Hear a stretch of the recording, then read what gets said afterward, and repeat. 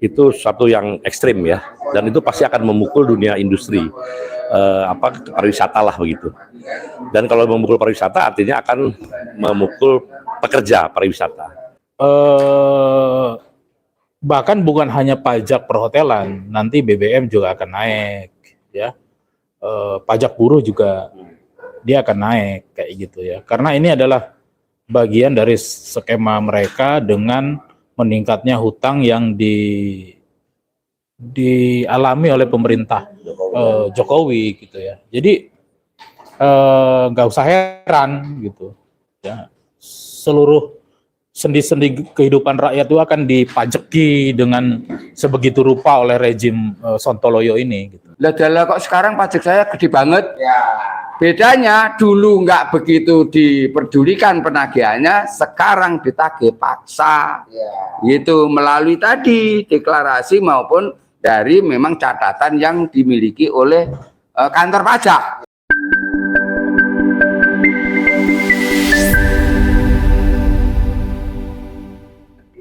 Hari ini kita mendengarkan betapa viral kemarin itu berita tentang kenaikan pajak untuk sektor pariwisata dan dunia hiburan ya. Kemarin Inul Daratista marah-marah, komplain gitu kan, karena banyak ini karaoke-karaokenya bahkan gulung tikar. Hotman Paris juga marah-marah, pemirsa. Asal tahu aja, ini adalah dampak daripada Undang-Undang Omnibus Law Cipta Kerja. Sehingga hari ini pemerintah itu naikin pajak. Jadi memang makanya kalau buruh udah demo nolak Omnibus Law, kalian itu kemarin gak usah sosok jadi pahlawan lah. Ya kan, inilah akibatnya. Ya kan, kita sama-sama berjuang, kita udah tahu betapa jahanamnya itu undang-undang. Makanya digugat di JR, di demo berkali-kali, itu kan. Itu adalah salah satu produk yang ugal-ugalan brutal dan amburadul dari rejim Jokowi yang kalian sayangi itu. Nah ini akibatnya, giliran kalian udah mau dipajakin, ya kan. Nah berdampak apa? Lagi-lagi pekerja lagi yang jadi tumbal. Ini enak aja, ya kan, keuntungannya berkurang. Tapi ujung-ujungnya pekerja-pekerja yang ada di dalam apalagi itu tempat-tempat karaoke-nya Inul itu yang jadi korban, bakal jadi pengangguran. Jadi cita-cita Jokowi ingin menciptakan 10 juta lapangan kerja, kemana itu? Ya kan? Tambah lagi anaknya, bapaknya aja nggak bisa wujudkan 10 juta lapangan kerja, anaknya janjiin 19 juta lapangan kerja. Itu adalah, inilah yang menjadi kita sayangkan. Makanya ketika buruh bergerak, dalam hal ini poros buruh bergerak kemarin menolak undang-undang Omnibus Law, itu seharusnya Anda itu semua itu ikut berpartisipasi, ikut mendukung, malah bikin di Instagram dukung undang-undang Omnibus Law cilaka. Pakai otak, makanya Bu Inul pakai otak, jangan asal asbun aja. Nah tapi karena ini tetap bagaimanapun mereka adalah para pekerja-pekerja kita yang wajib dilindungi hak-haknya. Kita tetap bersolidaritas, kita tetap mengutuk keras bahwa kenaikan pajak itu bukan solusi, ya kan?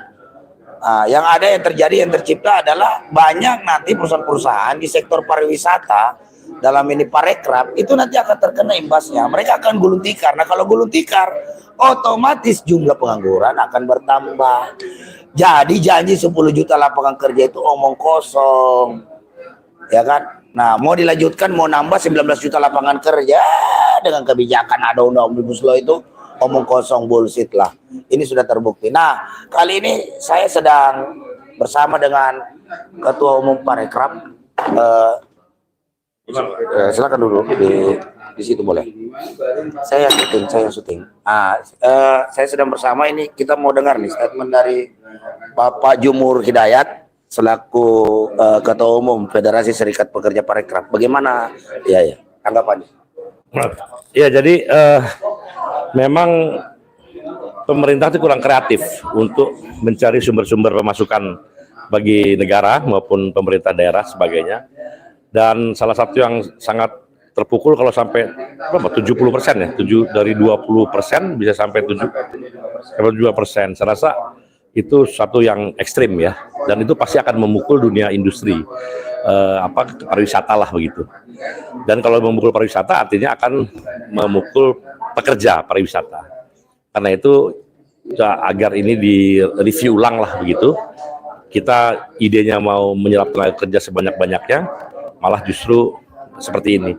Dan begini ya, yang paling penting dalam kegiatan berbangsa itu adalah kehidupan ekonomi masyarakat, bukan bagaimana negara dapat uang dari rakyat gitu loh. Jadi boleh jadi negara nggak usah dapat uang dari rakyat, tapi rakyatnya hidup gitu. Ya, sebenarnya kan negara ini harus hanya memelihara pertama organisasi dirinya, kedua pemeliharaan yang lain-lain lah, pembangunan yang lain bisa didapatkan dengan sumber-sumber yang lain. Jadi kalau ekonomi itu udah tumbuh, otomatis mereka juga beban negara untuk membantu orang yang tidak punya pekerjaan, itu kan tugas negara juga. Kemudian orang kemiskinan itu kan tidak harus disuapin oleh negara, tapi dengan kegiatan ekonomi yang hidup, kemiskinan berkurang, ada kegiatan ekonomi itu udah sangat membantu yang namanya pemerintah negara gitu. Jadi cara berpikirnya bukan negara mengumpulkan duit sebanyak-banyaknya, apalagi dengan cara yang tidak kreatif dari pajak. Sementara kita tahu sumber-sumber daya alam kita yang ribuan triliun, ya itu harusnya bisa menjadi sumber pendapatan negara. Tapi yang ribuan triliun atau bahkan puluhan ribu triliun ya, itu sumber daya alam kita dari mulai pertambangan dan sebagainya, itu malah diserahkan ke swasta, ya kan? Sementara uang recehan yang melingkupi banyak orang diperas gitulah kira-kira begitu. Jadi menurut saya ini satu kebijakan yang keliru. Jadi negara harus bekerja pada tugasnya. Tugas negara adalah memastikan bumi, air dan kaya negara di dalamnya untuk sebesar-besarnya kemakmuran rakyat. Artinya kan di situ kan nggak ada pajak gitu loh. Nah pajak oke, tapi pada angka yang wajar, bukan angka yang frustrasi. Kalau angka sampai 75% itu saya rasa itu angka yang frustrasi, seolah betul-betul negara tanpa kreativitas gitu. Jadi kita wajib untuk mereview ulang adanya rencana itu. Terima kasih. Maka dalam kesempatan ini ya sistemnya hari ini berubah. Oh itu pasti, karena itulah kita rezim ini nggak bisa diandalkan untuk melakukan perubahan-perubahan itu atau pikiran-pikiran yang kreatif, rezim ini nggak bisa. Karena itu pemilu ini kita memang perlu perubahan, dan karena itulah ide perubahan itulah yang kemudian akan memimpin bangsa ini untuk perbaikan-perbaikan tadi. Siap, jadi pilih nomor 1 kalau saya begitu. Ya. Siap. Oke, ini juga pemirsa Logika Rakyat, ini kita juga sedang lagi berkumpul nih di sini, memang sedang membahas persoalan-persoalan terkait masalah kebijakan-kebijakan yang ada di apalagi ini kebijakan-kebijakan yang menyengsarakan kaum buruh, terutama turunan-turunan daripada Undang-Undang Omnibus Law. Dan Undang-Undang Omnibus Law ini memang Kementerian Sandiaga Uno dalam hal ini mengeluarkan kebijakan baru dengan memungut pajak yang lebih tinggi di tengah melemahnya daya beli masyarakat. Kalau kita lihat kemarin itu orang udah jarang boro-boro ke dunia hiburan, ya kan, untuk kehidupan pribadinya aja sangat susah sekali. Gimana mau ditambah dengan apalagi ini hadir di misalnya ikut karaoke. Nah di sini ada koordinator Poros Buruh untuk Perubahan. Kita mau minta tanggapannya nih terkait masalah kebijakan kenaikan pajak di sektor pariwisata yang merupakan daripada seperti apa Pak? Ya, jadi di kala dunia usaha sedang susah, kan, menggaji juga sedang, kan upah-upah buruh ini sekarang menurun semua karena Omnibus Law. Ya karena upah buruh menurun, daya beli menurun otomatis. Ya bukan daya beli menurun, upah buruh kemudian upahnya jadi menurun, tidak. Upah buruh dulu menurun, baru daya beli jadi turun. Gara-gara Omnibus Law. Nah sudah kayak begini dicekek pajak, ya udah habis lah. Gitu. Nah ini pengusaha harus tahu nih. Ini kan yang korban pengusaha juga kan? Efek buruh dari Undang-Undang Omnibus Law. Iya, maksudnya ini orang korban pengusaha bukan hanya buruh, ya kan? Nah ini pengusaha juga harus tahu bagaimana kebijakan negara itu juga sebetulnya pengusaha harus cerdas, bukan hanya karena dia untung tentang Omnibus Law bisa PHK bebas, kontrak bebas, tapi kebijakan itu dilihat secara utuh. Itu kalau susah malah pajak digedein, justru orang lain tuh ketika susah pajaknya dikecilin supaya bergeliat gitu. Ya kan? Sekarang saya tanya, pajak digedein untuk biaya apa? Ya, saya ini baca, bukan membaca, saya mendengar langsung bagaimana debat capres di Amerika antara Trump dan Hillary. Bos, aku pamit ya. Oke, Nanti ke Pak Arif dan Pak ini ya untuk Ya. survei atau apa gitu. Oke, Bos. Ya. Allah Akbar. Apa? Gak masalah. Maaf. Itu lagi live. Oke. Ya. Jadi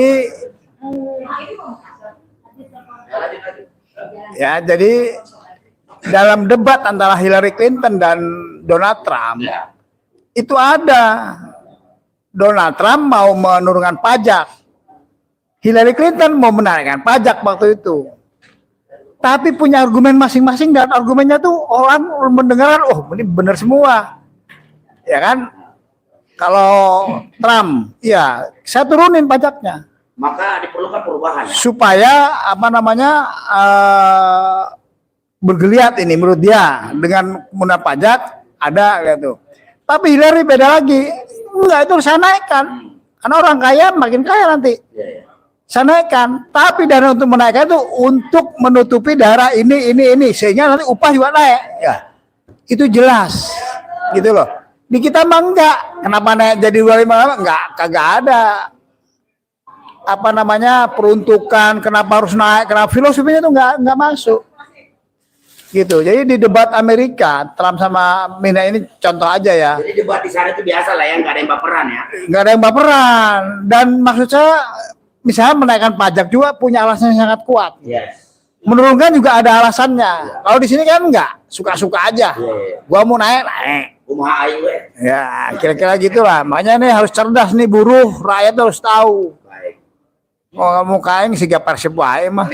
Kumaha aing.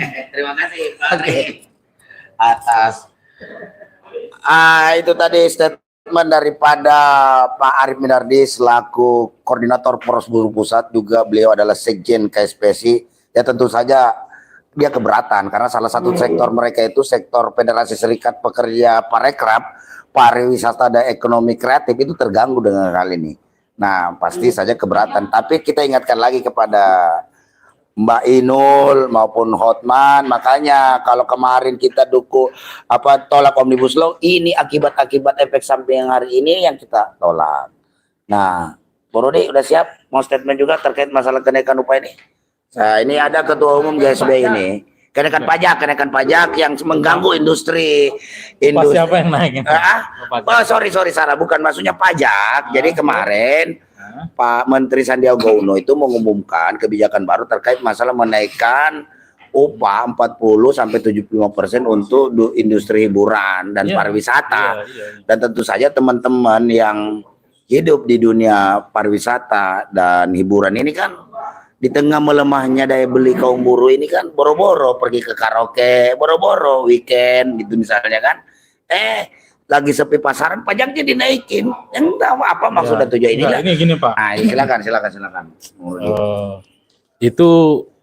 Itu pasti naik Pak. Ya. Selagi undang-undang Omnibus Law Cipta Kerja itu eksis, karena itu jelas terang benderang di dalam Omnibus Law gitu loh. Jadi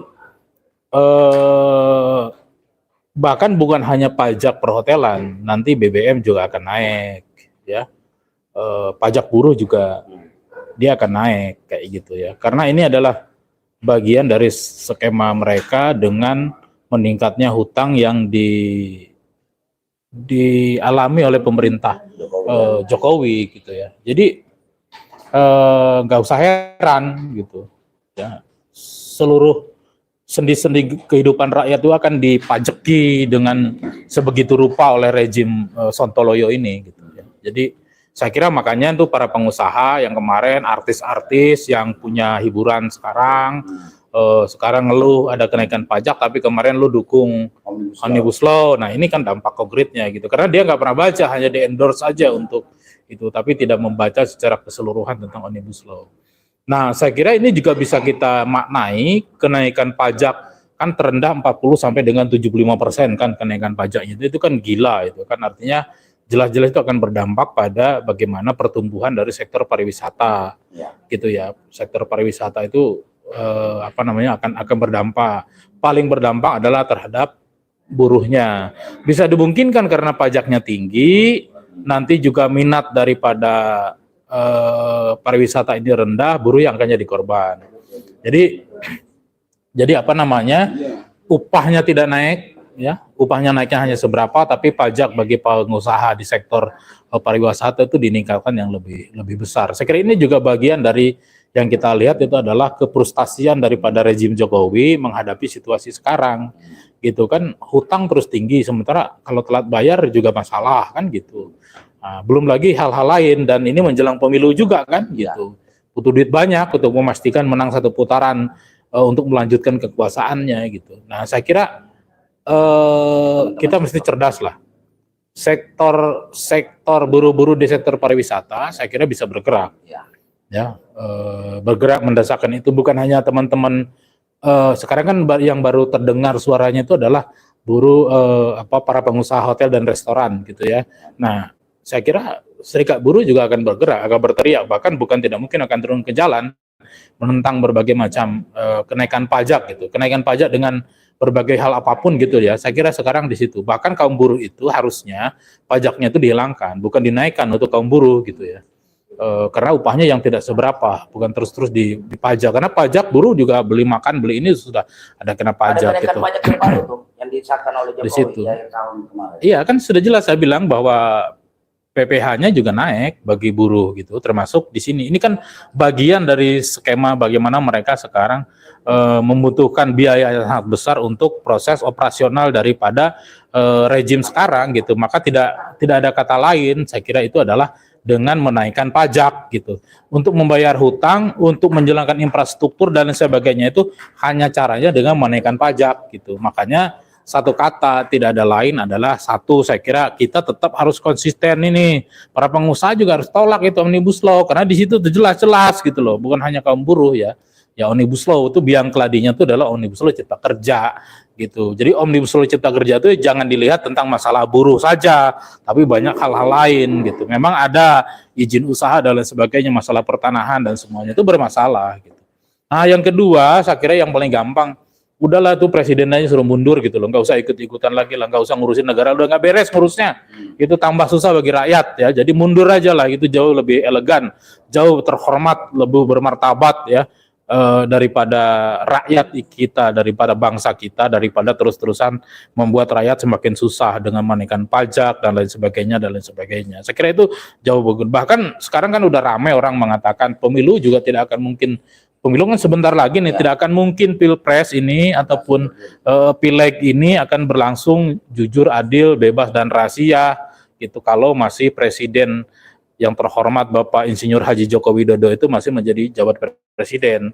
Maka biar pemilunya itu benar, biar pemilunya jurdil, ya udah presidennya nggak usah ikut-ikutan, mundur aja lah jadi presiden. Saya kira itu jauh lebih bagus dan itu kehendak rakyat gitu loh.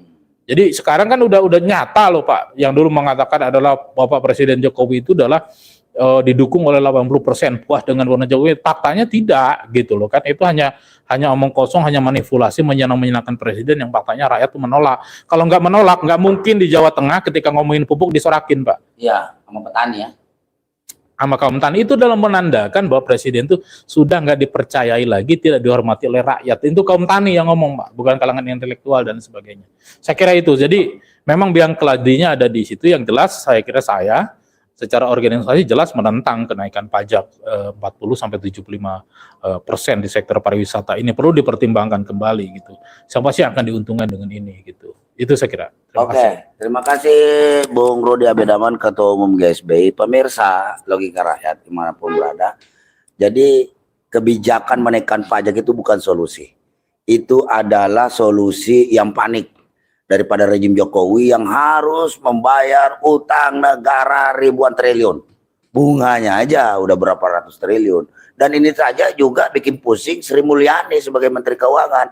Jadi saran saya kepada Bu Sri Mulyani, daripada pusing-pusing mikirin Jokowi, Ibu mundur aja lah dari kabinet gitu loh. Biar kita pengen tahu ini Pak Jokowi bisa apa dia gitu kan. Apalagi di tengah ketidakpercayaan masyarakat. Dan ada kemarin juga 100 orang tokoh petisi 100 itu meminta kepada DPR untuk segera memasbulkan Jokowi, dan mereka sudah bertemu dengan Menko Polhukam, dan Menko Polhukam juga memberikan tata caranya melalui sidang-sidang yang ada di DPR. Nah, selanjutnya kita mau dengar nih pandangan dari Pak Joko Heriono nih. Pak Joko, nah ini Pak Joko Heriono. Pak Joko Heriono, kita mau dengarkan nih statement dari Sekretaris Jenderal Borobudur Pusat mengenai kebijakan pajak. Saya juga tetangganya Jenderal Tengjen. Terima kasih. Ini topiknya pajak. Kok baru tahu? Kok baru ribut soal pajak? Pajak itu banyaknya apa rutinnya yang dimasalahin. Kalau sistem pungutan fiskal itu ada pajak, retribusi, ada iuran. Aneka pajak, ada aneka PBB, aneka PPN, aneka PPH, aneka retribusi, aneka iuran. Mimpi buruk ini sudah lama. Nah, sekarang itu ada 3 omnibus law, Mas. Lu mau kemana tuh? Oh iya, sini wong lagi didongengi kok malah pindah. Nah, ya, 3 omnibus law itu, pertama omnibus law cipta kerja itu kan 11 klaster ya. Nah, ada klaster perpajakan, perbankan dan sebagainya, bla bla bla bla bla bla. Nah, itu ada yang bilang bagus, ada yang jelek. Nah, sekarang itu orang banyak terima nemu bagusnya apa jeleknya. Kayak sistem OSS yang katanya perizinan usaha itu dimudahkan. Baru sadar sekarang bikin persero untuk perorangan itu ternyata malah kena beban pajak double. Pajak badannya sendiri ya, badan hukum perseroannya iya. Di sini dipajak, di situ dipajak, begitu. Ya, nah kemudian omnibus law yang kedua namanya P2SK. Pengembangan dan penguatan sistem keuangan. Nah, kira-kira itu negara bicara apa? Nggak bicara wedus, bukan. Nggak bicara sapi. Itu bicaranya uang. Buat apa uang? Buat tadi tuh katanya utang, APBN. Nah, kalau bikin APBN, udah ada duitnya, apa rencana mau cari duit? Ya kan? RAPBN itu kan belum ada uang tapi sudah pengen macam-macam, berarti ngutang gitu loh. Targetnya nanti tagihan pajak. Yang namanya pajak itu sumbernya dari PDRB, jadi yang bayar ya memang rakyat, ya pengusaha. Lah PDRB itu strukturnya apa? Konsumsi rata-rata rumah tangga ya. Setiap pengeluaran namanya PPN. Investasi sama, itu ada pajak konsumsi investasi. APBN sendiri yang belum ketahuan duitnya, itu udah dihitung pajaknya, nanti sekian persen begitu. Begitu juga selisih pajak ekspor impor itu ada pajaknya. Jadi total, itu juga total pajak. Jadi kalau namanya mikirin pajak, itu Menteri Keuangan itu udah kayak mikirin bagaimana cara meresusu itu, pokoknya dipelotot terus gitu. Nah, balik lagi ke aneka PBB tadi. Nah, aneka PBB itu setiap pengembangan bangunan itu bisa kena ulang, makanya aneka. Nanti tambah teras kena lagi, tambah parkiran kena lagi. Setiap bangun itu harus disampaikan secara kesadaran, self assessment namanya ya. Pak, saya mau bangun teras rumah saya 4x5, ini bagaimana? Oh ya, IMB-nya dirubah, nanti pajaknya berubah, gitu. Nah, aneka PPN, PPN, pajak pertambahan nilai, jual tanah ya kena pajak, beli tanah juga pajak, beli pangan, sandang semuanya kena pajak. Intinya itu jual beli pertambahan nilai. Nah, kalau pertambahan nilai tadi yang melakukan adalah badan usaha kita kena pajak. Nanti kita sendiri juga kena pajak gitu. Jadi gitu loh. Nah, terus pajak PPH, ada PPH badan, ada PPH perorangan. Saya terima gaji di atas PTKP kena pajak. Saya terima THR kena pajak, terima pesangon kena pajak, mencairkan pensiun kena pajak, JHT kena pajak, pokoknya pajak. Kalau saya punya perusahaan pun kena juga itu. Lalu baru tahu. Makanya konsekuensinya ya, kalau memang seperti itu, ini kan karena sudah jalan lama, kemudian sekarang ini penguatan karena undang-undang Omnibus Law ini menegaskan bahwa pajak yang kemarin declare, maksudnya pernyataan sepihak, pajak saya kira-kira penghasilan segini itu kan sukarela tuh. Nah, ini nanti sistem ofisial gitu loh. Pajakmu sekian, maka sekarang NIK gandeng dengan NPWP, Mas. Jangan seneng itu. Itu nanti tagihan pajakmu tuh bisa-bisa tiba-tiba guer gitu kan. Nah, jangan heran kalau pengusaha-pengusaha yang selama ini harta kekayaannya bergelimang tadi, yang suka pamer-pamer kekayaan, wah itu udah langsung dikumpulin jejak digitalnya sama orang pajak, ya tak? Nah, pajak kekayaan, pajak penghasilan, pajak jual beli, ya, konsumsi dan sebagainya tadi, usahanya kena pajak, dia sendiri kena pajak, maka dia akhirnya kaget, loh, lah kok sekarang pajak saya gede banget. Bedanya dulu nggak begitu diperdulikan penagihannya, sekarang ditagih paksa, gitu melalui tadi deklarasi maupun dari memang catatan yang dimiliki oleh kantor pajak, begitu. Sehingga P2SK ini intinya adalah bagaimana mengeksplorasi sumber-sumber pajak yang dihasilkan dari sistem transaksi keuangan. Maka P2SK ini kan pengembangan dan penguatan sistem keuangan. Nah, itu kayak namanya sistem pensiun, nanti BPJS, JHT dan pensiun BPJS itu, sama nanti bank-bank, sama kekayaan orang dan sebagainya itu masuk dalam pengelolaan pengawasan yang sekarang ini mulai ditingkatkan dari Undang-Undang P2SK ini, begitu. Nah, di situ sebetulnya kalau ngomong kaum buruh itu ada konsekuensi yang harus diminta. Maka karena kita nggak minta, memang itu karena gobloknya kaum kita.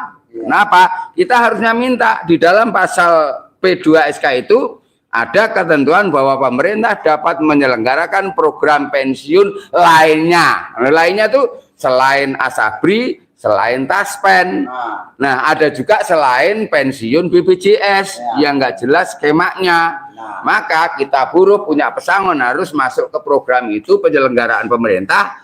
Jadi nanti jangan sampai kita udah bayar pajak tadi, kita mau terima pesangon masih ribut dan masih diancam pajak lagi. Pesangon itu kan 5%, ya kan? Loh, kalau 100 juta ya 5%-nya tadi harus ikhlas itu.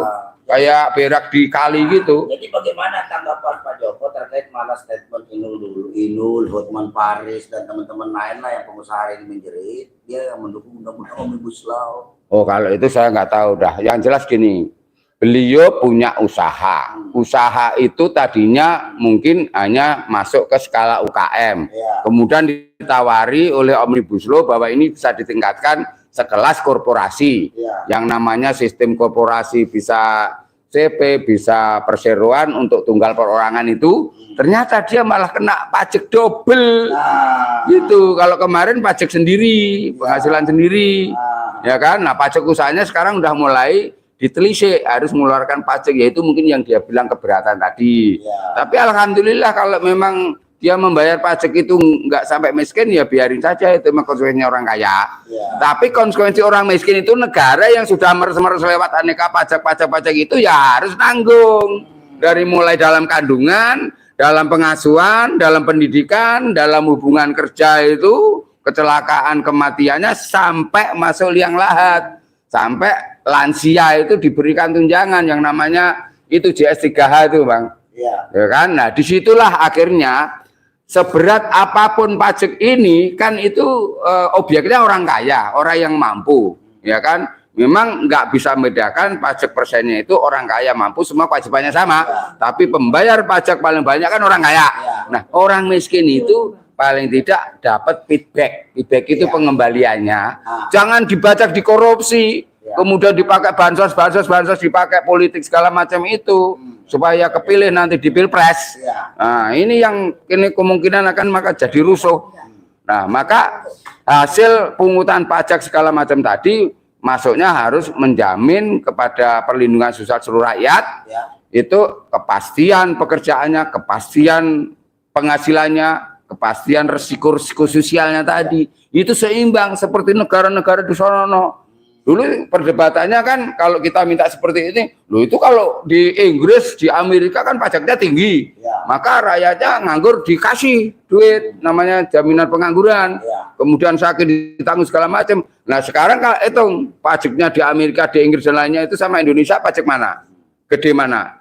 Di Indonesia nggak gede, tapi banyak jumlahnya karena disebut aneka pajak, ditambah ntar dulu aneka pajak tadi, pajak PBB, aneka PBB, aneka PPN, aneka PPH, ditambah retribusi, orang daerah tuh narik lagi mengut lagi itu, belum yang pembelinya nggak kehitung, sampai tingkat RT RW namanya iuran warga, kalau nggak diusir itu sama lingkungan. Setelah diakumulasi ternyata lebih besar. Iya, nggak terasa. Bisa kalau kita hitung itu pengeluaran kita itu hampir 30% itu untuk congok-congok itu loh, untuk cok namanya. Cok itu untuk memberikan itu, bukan jancuk itu bukan. Nih, cok pajak, cok iuran, cok apalagi itu retribusi, parkir bayar kan, lewat sini bayar, lewat situ bayar, pipis bayar. Apa yang nggak bayar? Jadi untuk itu dari semua ini adalah kita butuh perubahan ya. Iya, tinggal karena ini memang diniatkan untuk memperkaya kekayaan sumber daya dan sebagainya, kita jangan lupa ada kekayaan SDA, sumber daya alam. Kalau pajak itu SDM, sumber daya manusia, begitu. Nah itu kalau feedbacknya membantu yang lemah, maka itu konsekuensinya baik, seimbang, adil, merata. Tuh namanya keadilan sosial bagi seluruh rakyat Indonesia. Iya, begitu. Ya, jangan cuman ngomongin pajak, tapi tambang emas, gunung Pongkor, gunung apalagi itu enggak disebut-sebut gitu. Terima kasih. Terima kasih Pak Joko Heryono, Sekretaris Jenderal Poros Buruh Pusat. Jadi pemirsa Logika Rakyat, ini kan tentu saja berdampak apa disampaikan tadi, pungutan pajak itu kan sangat terasa nih bagi pengusaha, ya kan? Nah, dan terus saja berdampak terhadap kondisi pekerjaan daripada pekerja, situasi pekerja di perusahaan-perusahaan yang ada di sektor wisata dan hiburan. Dan tentu saja kemarin seperti kita lihat di Rame di podcast itu kan sampai menghadirkan wajah-wajah pekerja yang sedang pucat. Nah inilah akibatnya, makanya kita harapkan kepada pengusaha buruh itu tidak sekedar hanya memperjuangkan kelompoknya sendiri, tetapi ikut juga bagaimana memikirkan kesinambungan jalannya perusahaan tersebut. Maka dari itu kami ini menolak Undang-Undang Omnibus Law itu sejak dari RUU, karena akan tahu kalau terlalu banyak pajak diminta kepada pengusaha, yang menceret adalah pekerja-pekerja buruh itu sendiri, karena pasti solusi daripada pusing-pusing bayar pajak mending tutup aja lah gitu, simpel-simpelnya begitu. Nah saya mau dengar nih Bu Narti, nih silakan Bu Narti, nih kita mau dengar nih statement Bu Narti. Statement Bu Narti terkait masalah ini, gimana ini dengan masalah Inul nih lagi stres, Hotman lagi stres, banyak lagi pengusaha-pengusaha yang di sektor hiburan ini merasa stres akibat ada kebijakan kenaikan pajak dari Menteri Pariwisata dan Ekonomi Kreatif, Menparekraf Bapak Sandiaga Uno. Nah ini berdasarkan turunan kenaikan pajak ini kebijakan dari turunan Undang-Undang Omnibus Law. Seperti kita ketahui Inul Hotman kemarin yang mendukung Undang-Undang Cipta Kerja. Nah sekarang Bu Narti gimana Bu Narti? Silakan. Oke. Bismillahirrahmanirrahim. Assalamualaikum warahmatullahi wabarakatuh. Tadi sebenarnya saya mendengar dari semua teman-teman yang sudah menyampaikan tentang pajak. Pajak ini kan turunan dari Undang-Undang Omnibus Law. Yang saya melihat adalah banyak teman-teman pengusaha ini adalah mendukung dengan kehadiran atau disahkannya Undang-Undang Omnibus Law. Kemana aja sekarang baru teriak bahwa pajak ini akhirnya diibaratkan 4 gulipat ya. Kenapa saya katakan 4 gulipat? Pajak ini adalah banyak sekali ya. Kita pipis saja harus membayar, itu kan pajak juga. Terus pajak itu pajak penghasilan individu, pajak sebagai pengusaha, iya, pajak dan yang lain-lain. Ini seharusnya kalau kemarin teman-teman pengusaha ini harusnya dikaji, bukan hanya sekedar mendukung, tapi dampak dari undang-undang ini akan semakin nyata dan semakin dirasakan oleh pengusaha. Kenapa dirasakan? Karena pajak ini kenaikannya sangat tinggi sekali dengan adanya undang-undang ini. Banyak yang dilihatnya adalah macam membangun rumah atau renov dan segala macam, itu kan dikenakan pajak juga kalau kita juga memang betul-betul jujur untuk melaporkan. Pajak ini adalah sebenarnya semacam pemerasan lah, rakyat sudah diperas sampai tinggal ampasnya. Ada pajak penghasilan kalau bekerja, ada pajak yang nantinya sudah di rumah, itu juga ada pajak lagi kan gitu. Ini pajak ini semakin mensarakan. Tapi sebenarnya pajak ini adalah untuk bagaimana roda organisasi atau negara ini. Tapi justru negara tidak pernah memikirkan bagaimana rakyatnya atau dampak dari pajak atau dampak dari undang-undang ini.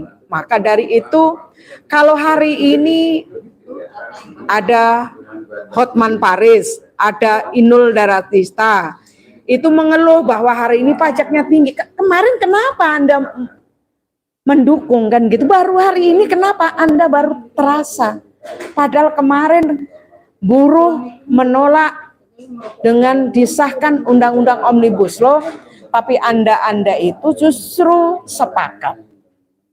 Ya harusnya hari ini kita harusnya sama-sama bergandengan tangan, kita sama-sama untuk menyampaikan bahwa yang kami bicarakan atau kami turun ke jalan tentang bagaimana kita turunkan Jokowi sebagai Presiden Republik Indonesia. Dulu semua orang mencibir soal kami membuat spanduk baliho tentang Jokowi mundur. Tapi hari ini semua rakyat berbondong-bondong, semua rakyat sekarang baru merasakan kenapa kaum buruh menyatakan Jokowi mundur itu bukan serta-merta karena kita tidak suka dengan persoalan pribadi, tapi ini adalah masa depan anak bangsa yang sama-sama kita rasakan hari ini tentang Undang-Undang Omnibus Law. Undang-Undang Omnibus Law itu dikaitkan dengan buruh, juga dengan pajak, keuangan dan yang lain-lain. Sebenarnya ada 11 klaster. Inilah sebenarnya yang sekarang baru dirasakan oleh rakyat Indonesia yang tadinya semua mencibir soal buruh turun ke jalan menentang tentang Undang-Undang Omnibus Law Cipta Kerja. Tidak ada kata terlambat kalau semua rakyat Indonesia hari ini pemilu tanpa Presiden Republik Indonesia, yaitu Bapak Joko Widodo. Kenapa? Semua rakyat sudah menjerit, semua rakyat sudah tercekik dengan kepemimpinan Presiden Republik Indonesia. Kenapa rakyat masih hari ini mempertahankan? Padahal rakyat sudah sangat sengsara. Apa rakyat mau perubahan atau rakyat mau melanjutkan dengan yang tadi sudah disampaikan tentang pajak, ini baru pajak, belum yang lain-lain gitu loh. Rakyat ini sudah betul-betul udah muak gitu loh. Maka harapan dan kami sebagai pimpinan Serikat Buruh maupun aktivis buruh meminta kepada Bapak Joko Widodo, sudahlah Pak, mundur saja, lebih baik, karena rakyat hari ini kecewa dengan apa yang Bapak lakukan, dengan adanya keputusan-keputusan Bapak, dengan kehadiran Undang-Undang Omnibus Law, dan itu semua muaranya melegalkan, menjadi centeng oligarki. Karena semua apa yang dikehendaki oligarki ini semua dilindungi oleh para penguasa hari ini. Inilah yang harusnya kita sama-sama, sekali lagi saya meminta kepada Bapak Joko Widodo sebagai Presiden Republik Indonesia, sudahlah, lebih baik Bapak mundur dengan terhormat dibanding rakyat yang mengundurkan ini. Karena saya masih mencintai Bapak sebagai pribadi, sebagai pemimpin Republik ini. Apabila Bapak mengundurkan diri, itu aja. Karena semua hari ini semua naik, semua aturan ini tidak juga melindungi rakyat, karena negara ini sudah tergade. Inilah apa yang tadi saya sampaikan. Kenapa saya meminta agar Bapak lebih baik mundur? Karena kondisi hari ini Bapak pasti lebih tahu apa yang saya sampaikan. Saya rasa itu aja. Terima kasih. Wassalamualaikum warahmatullahi wabarakatuh. Waalaikumsalam warahmatullahi wabarakatuh. Pemirsa Logika Rakyat, yang memang ini apalagi ini Mpok Inul ini memang kaget dia, baru dia rasakan efek daripada soal pajak hiburan yang naik 40 hingga 75%. Nah, dia itu menulis di tweet di Twitternya, di platform X itu, pajak hiburan naik 25% ke 40 sampai 75%. Sehingga aturan mau ngajak modar tah. Ini bertolak belakang dengan pernyataan Sandiaga Uno yang mengatakan bahwa kenaikan pajak tidak akan mematikan industri pariwisata. Pasalnya kenaikan pajak justru itu Inul merasa harus banting tulang untuk mencari uang dari bisnis hiburan. Jika tidak bisa bayar pajak, bisnis hiburannya harus disita. Nah, jadi kepala buat kaki, bayar pajak nggak kira-kira, belum lagi dicari-cari, diobok-obok, harus kena tambahan pajak. Kalau nggak bisa rumah diancam kena polis land atau sita harta. Nah, ini kan tentu saja seperti kita ketahui bahwa pernyataan tweetnya Inul Daratista ini alih-alih mendapat dukungan, karena Inul Daratista ini sebagai salah satu artis di Indonesia yang mendukung adanya undang-undang Omnibus Law yang bersihkan undang-undang Cipta Kerja. Nah, makanya dari itu Inul ini jadi tumbal, mulai kena tumbal. Ini tumbalnya banyak, bukan cuma persoalan pekerja yang ter-PHK, tapi pengusaha juga udah mulai merasakan penderitaan yang alami mulai kenaikan aneka pajak daripada rezim Jokowi ini, yang memang seharusnya sudahlah. Kalau cuma bisanya naikin pajak ya nggak usah jadi pemerintah, ya kan? Bagaimana pemerintah itu bikin enak semua masyarakat, bikin enak pekerjanya, bikin enak pengusahanya, bukan malah pemerintah ini menjadi beban akibat kepentingan politik segelintir orang yang pada akhirnya hanya akan membuat susah rakyat Indonesia. Nah, kita mau dengar juga ini pendapat daripada perwakilan dari DPD KSPSI. Ah, ini Bung Andi Nuryahya nih. Nih, silakan kita mendengar nih statementnya. Makanya dulu. Waduh. Silakan. Mana Bung? Silakan dipegang aja. Lanjut aja. Langsung. Aduh. Iya. Bung Daeng nih yang punya logika rakyat ya. Ini mengenai pajak. Jadi kita ingat dulu kisah hedonnya orang-orang pajak gitu ya. Jadi ingat sejarah-sejarah zaman kerajaan gitu ya. Ketika raja-raja jahat, raja-raja korup itu mengambil pajak sebesar-besarnya dari rakyatnya. Nah ini kayak semacam ceritanya berulang gitu. Kalau dulu zamannya kerajaan, kalau sekarang zamannya kekeluargaan gitu ya. Bagaimana sekelas Inul Daratista aja itu mengeluh tentang pajak yang kita tahu persis gitu kan, ekonominya kayak gitu, mendekati kata sultan gitu ya, dan itu mengeluh gitu ya. Mengeluh dengan kenaikan pajak yang batas minimnya itu dari 40 sampai 75%, kenaikan pajak hiburan. Itu kebayang sekelas Inul mengeluh terhadap pajak. Bagaimana dengan kita buruh gitu ya, yang dari dulu udah ngerasain peliknya gitu, pajak Indonesia itu menguras PPh 21. Jadi seberapa besar pun gitu penghasilan buruh walaupun udah ketakar, itu tetap diambil tuh di PPh 21. Dan itu yang membuat akhirnya kita nggak kaya-kaya juga gitu kan, walaupun kerja dari subuh pulang subuh gitu ya, nggak ketemu matahari, nggak ketemu tetangga, nggak ketemu keluarga, ya segitu-gitu ya ketakar.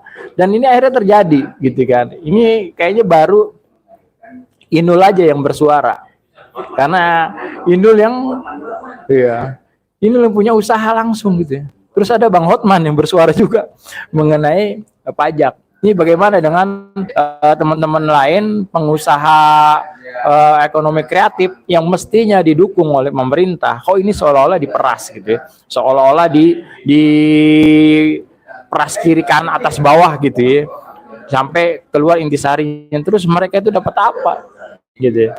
Dapat apa? Seolah-olah emang nggak ada dukungan dari negara. Hadirnya negara untuk memajukan rakyatnya, memajukan pengusaha-pengusahanya, dan juga meningkatkan kesejahteraan buruhnya itu nggak hadir. Justru makin ke sini makin jelas arahnya, memeras para pengusaha, memeras para pelaku-pelaku ekonomi kreatif yang mereka merupakan tulang punggung dari teman-teman di strata menengah gitu ya. Ini kebayang lah bagaimana 40% sampai 75% pajak itu dikenakan gitu. Padahal itu adalah industri yang ya nggak rame-rame banget industrinya, karaoke gitu ya.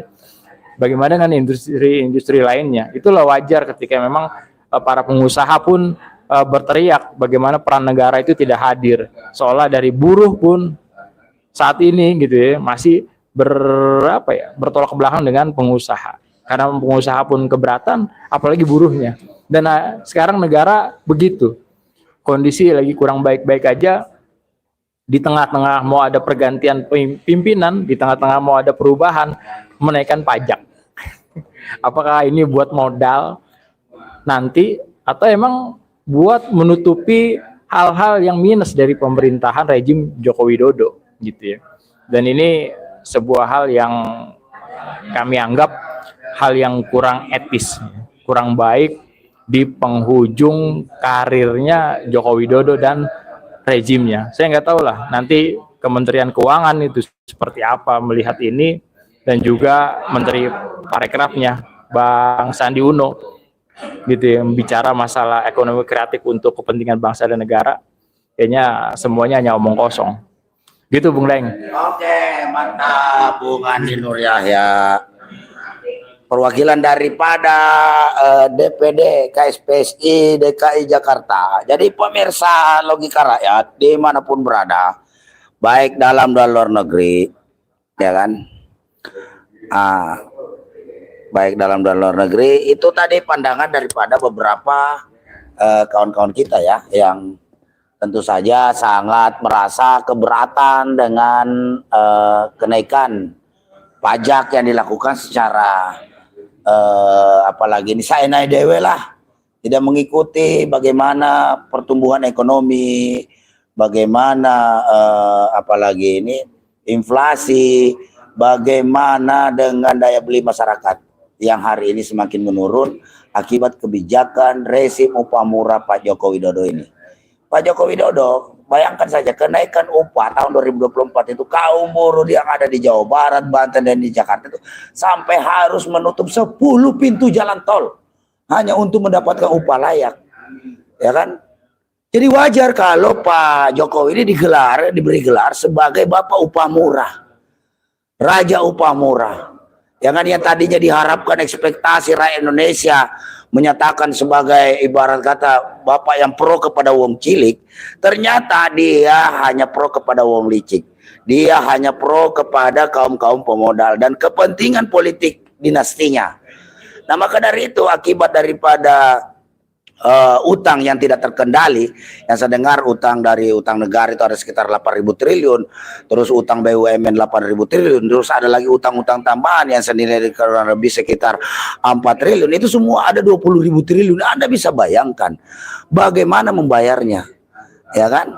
Nah, di sisi lain dia bilang bahwa ada hilirisasi di industri nikel.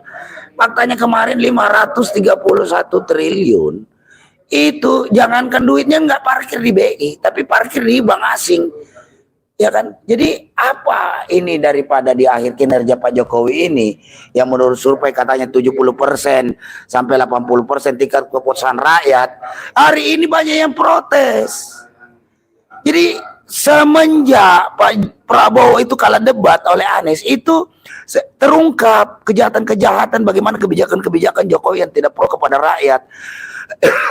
Yang pada akhirnya petani mulai mengeluh persoalan pupuk dan pupuk, nelayan mulai mengeluh persoalan solar, buruh mulai mengeluh terkait masalah upah murah, ya kan, sistem kerja kontrak, outsourcing dan lain-lain sebagainya, ya kan. Nah, dari sektor ini saja ini sudah 75% jumlah warga negara Indonesia.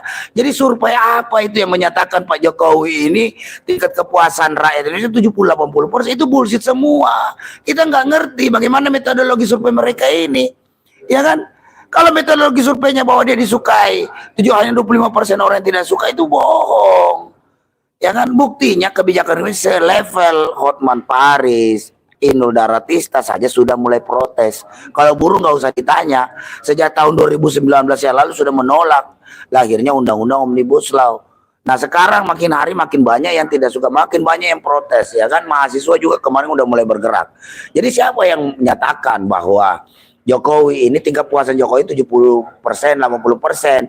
Bagaimana? Apalagi dia hari-hari ini jelas sekali tentang bagaimana statementnya cawe-cawe politik dalam pemilu 2024 yang akan datang, ya kan? Ya tentu saja ini potret yang bagaimana mungkin tingkat kepuasan masyarakat tinggi ketika presidennya cawe-cawe pilpres, mengendorse anaknya untuk jadi calon wakil presiden, sehingga menciptakan isu politik dinasti yang pada akhirnya memaksa petisi 100 minta agar bertemu dengan Menko Polhukam agar memaksulkan Jokowi.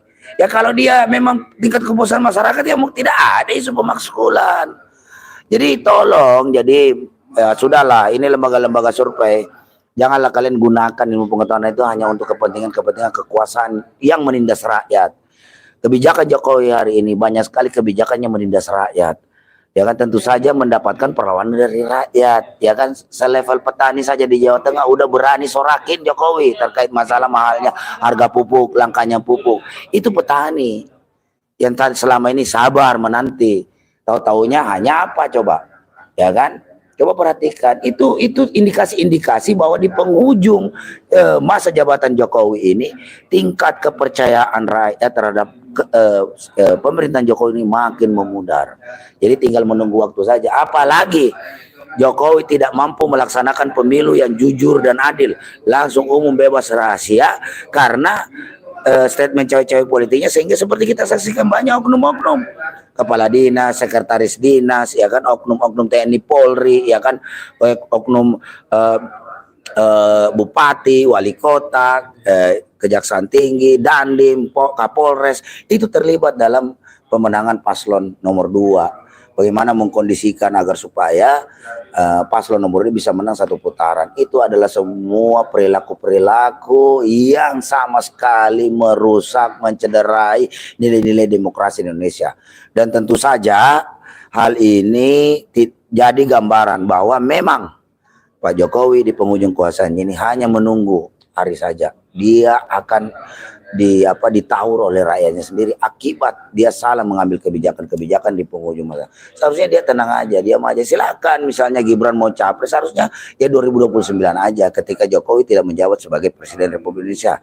Ditambah lagi seringnya berbeda pendapat akhir-akhir ini, beberapa hari terakhir ini, perbedaan pendapat antara presiden dan wakil presiden. Presiden menyatakan bahwa jalannya debat itu tidak kepada substansi, lebih cenderung menyerang personal. Tapi wakil presiden kemarin menyatakan bahwa isi perdebatannya itu lebih bagus daripada waktu dia Pilpres pemilu 2019 yang lalu. Ya kan, belum lagi Jokowi tidak hadir dalam undangan hari ulang tahun PDIP, Ma'ruf Amin hadir.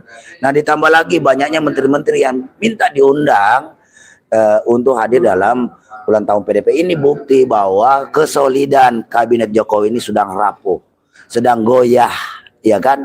Jadi ditambah lagi banyak gerakan-gerakan rakyat hari ini yang tidak puas dengan kebijakan-kebijakan. Ditambah lagi kebijakan menaikkan pajak untuk industri, pariwisata dan hiburan, dan tentu saja makin menggoncangkan dunia sektor ketenagakerjaan di bidang hiburan dan pariwisata. Bisa jadi di Bali nanti juga yang hidup dari apalagi industri pariwisata akan terganggu pendapatan asli daerahnya ataupun pendapatan negara. Nah, itu pemirsa. Jadi melihat situasi hari ini maka tidak ada solusi lain pada kita rakyat Indonesia untuk bagaimana segera melakukan perubahan terhadap kondisi negeri ini. Mungkin itu saja pemirsa Logika Rakyat dimanapun berada. Semoga tayang ini bermanfaat. Jangan lupa like, share, and comment, ya kan? Logika Rakyat, channel yang selalu ikut berkontribusi mencerdaskan rakyat Indonesia.